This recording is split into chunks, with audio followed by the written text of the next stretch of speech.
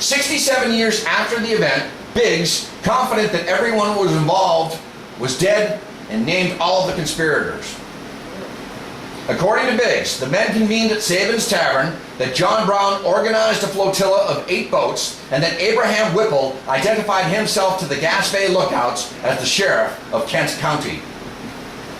From the Gaspé's crew and officers, there's ample testimony, but Rhode Island's patriots left only scanty information. Essentially, the men got away with the burning of the Gaspé, but it heightened hostilities between England and the colonies and would boil over at the Boston Tea Party in December of 1773. That was the hardest part of the lecture. No, good stuff.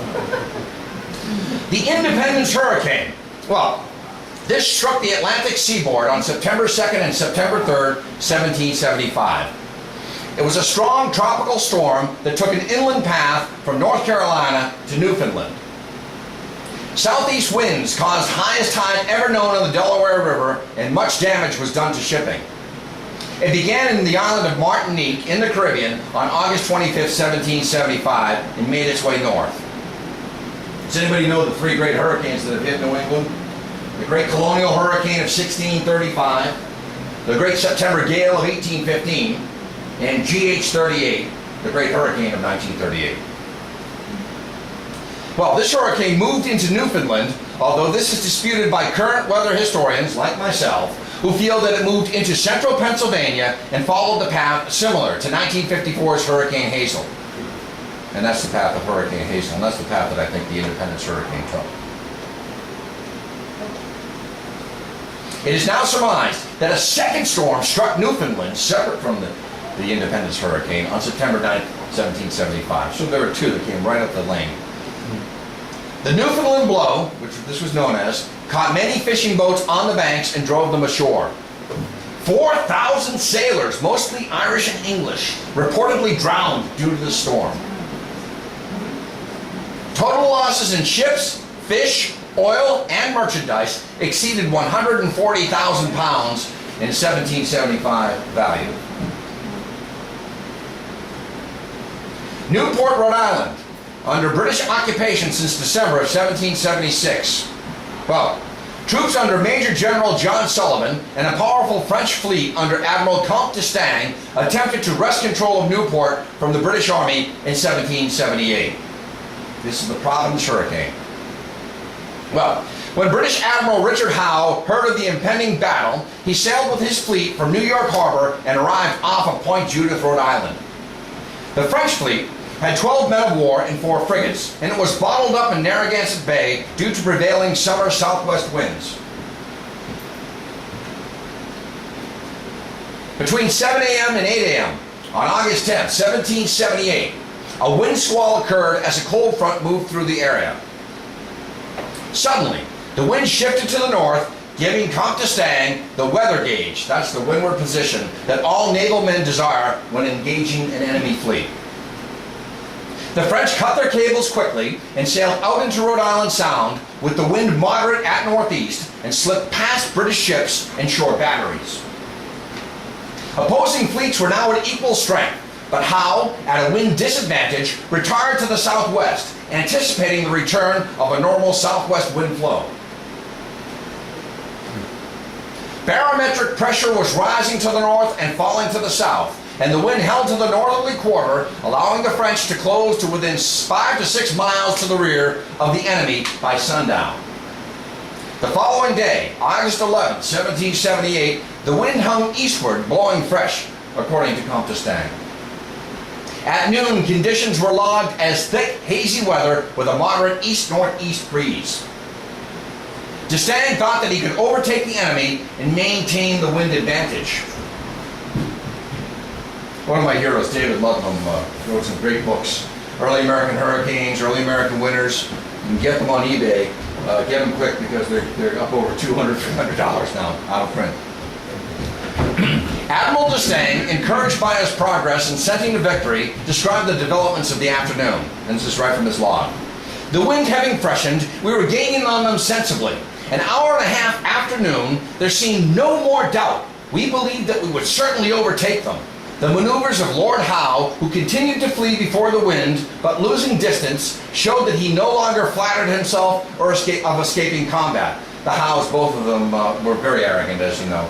The wind and sea increased, and our advance guard, and thank you for turning those lights out, our advance guard in 5 hours and 3/4 had reached the English rear guard, and luffing up, they were engaged. And the weather, which for 4 hours had been growing worse and cloudy, was now blowing a gale.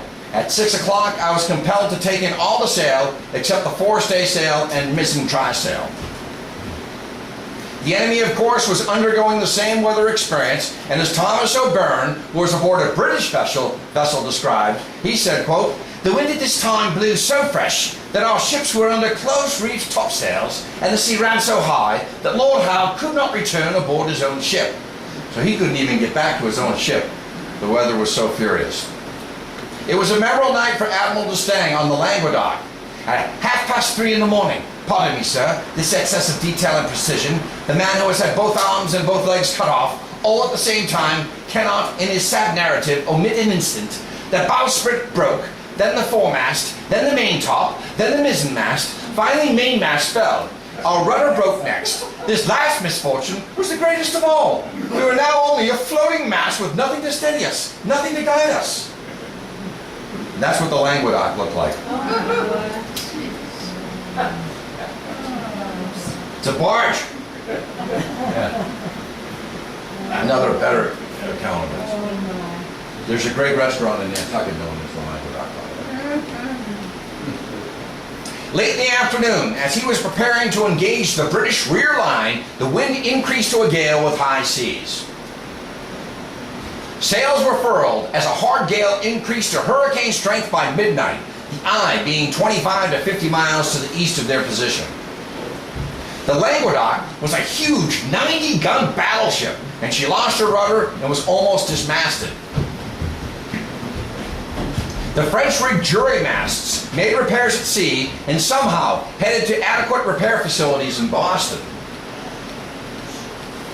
Meanwhile, on land, on August 13th, the storm blew down tents made from sails in a British encampment at Newport, Rhode Island, leaving most soldiers without shelter and left standing in the pouring rain. Most of the Indian corn crop was destroyed, and the storm blew for 60 hours, 2.5 days. Admiral A.T. Mahan described this encounter in detail. Quote, "The wind now increased to great violence, and a severe storm raged on the coast until the evening of the 13th, throwing the two fleets into confusion, scattering the ships, and causing numerous disasters. The Apollo lost her foremast and sprung the mainmast on the night of the 12th.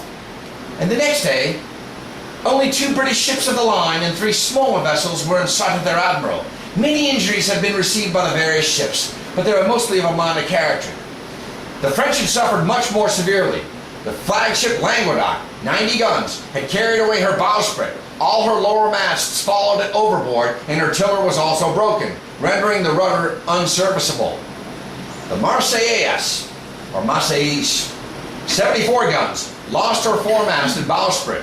In the dispersal of the two fleets that followed the gale, each of these crippled vessels on the evening of the 13th encountered singly a British 50-gun ship, and the Languedoc was being attacked by the Renown, and the Marseillaise was attacked by the Preston. The conditions in each instance were distinctly favorable to the smaller combatant, the British, but both unfortunately withdrew at nightfall, making the mistake of postponing to tomorrow a chance which they had no certainty would exist after today. When morning dawned, other French ships appeared, and the opportunity passed away. So they had a knockout punch opportunity, the British did, on the French, and they missed it. The British fleet was now scattered over a wide area, and they limped singularly or in pairs back to New York Harbor. If the French, this is important, if the French had been able to engage the British while having the advantageous wind prior to the gale, perhaps the Revolutionary War would have been shortened by up to 3 years with French naval supremacy. Of course, they had to wait until 1781, Battle of Yorktown. And again, the Languedoc.